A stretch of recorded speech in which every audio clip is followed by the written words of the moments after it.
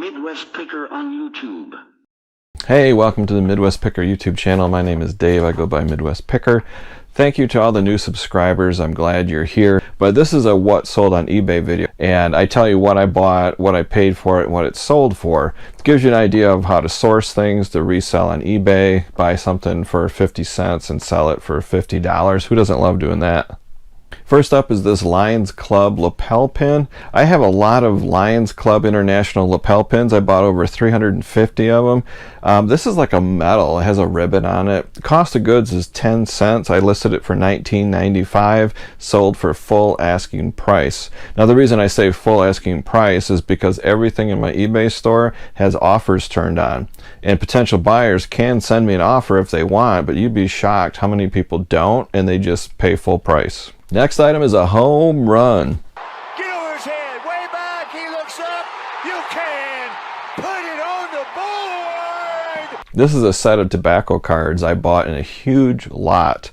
If you haven't seen my old video, it goes back, I don't know, 2 years ago it seems like. I went to a vintage toy auction about 2 hours from here.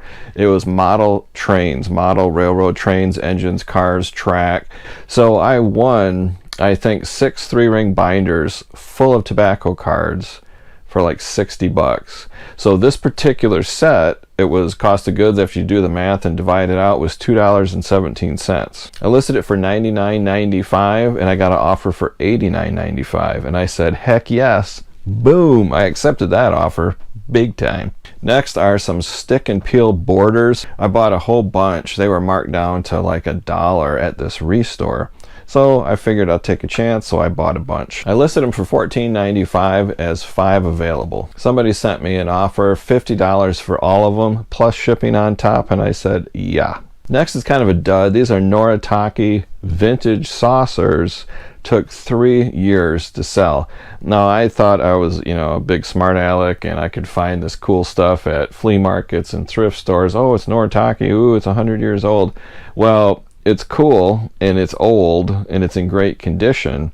Doesn't necessarily mean it's going to sell like gangbusters. So unfortunately, this particular item took forever to sell. Cost of goods was 50 cents a piece. I listed them for $8.95 each. 8 available. Finally, somebody offered me $56 for all of them, and I said, oh yeah, I'll take it. Next is another home run. This is not a repeat buyer, by the way. This is another set of tobacco cards. Same situation. Cost of goods $2.17.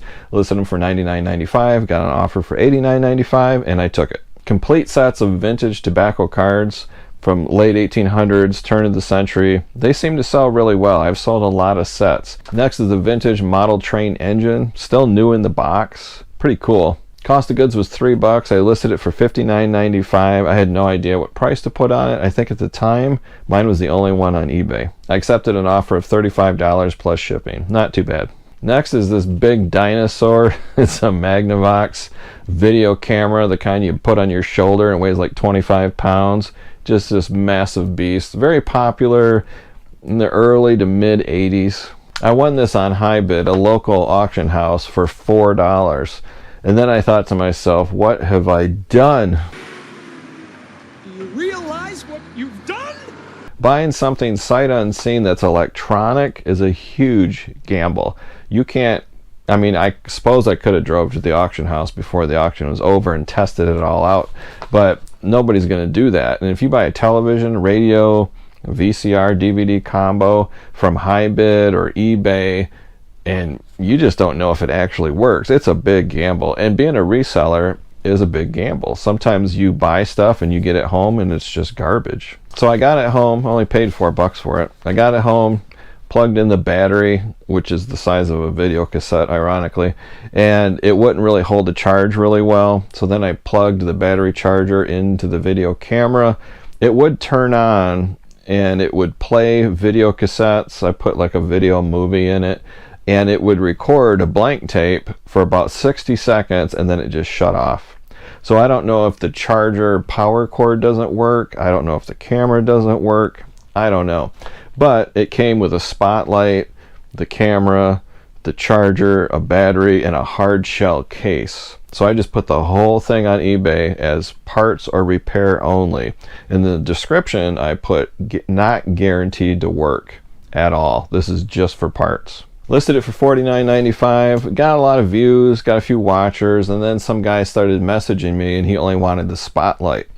And I said, well, it's a whole set. I can't part it out. Normally, when in doubt, part it out, that works. But for this, if you start parting it out, then you're just left with a boat anchor. So I wanted to keep it all together, because some people just want the hard shell case. This guy only wanted the spotlight, and I just very nicely said, I'm sorry, it's a complete set. I can't split it up. And about 3 days went by, and he paid full price. Didn't even send me an offer. He paid full price, $49.95 plus shipping. Next are these vintage wooden lap trays. It's kind of like a TV tray, but it just goes on your lap. When I saw these at a restore store, that's what I call it, I knew they were old. I did the smell test. They smelled old. They looked old. I didn't have time to look up comps on my phone and look up, what they're actually worth. So I took a big gamble. I paid $7 for this whole set. Then I got home, cleaned them up pretty good, looked them up on eBay and Etsy and whatever website I could find, and they have some pretty good value. I listed them for $69.95 about a year ago. Just got an offer for $55 plus shipping, and I took it. So that's the video, guys. I hope you find it helpful. If you're a reseller, these are some just examples of things you can look for out in the wild. If you're at an auction, estate sales, flea markets, garage sales, thrift stores, whatever. I specialize in vintage old items. I rarely sell like newer items, but some items that are very old, very cool, in great condition, they just don't sell. So you have to be careful not to waste your money buying something just because you think it's awesome and old and special. It might not sell. Just like those Noritake saucers, they're really cool.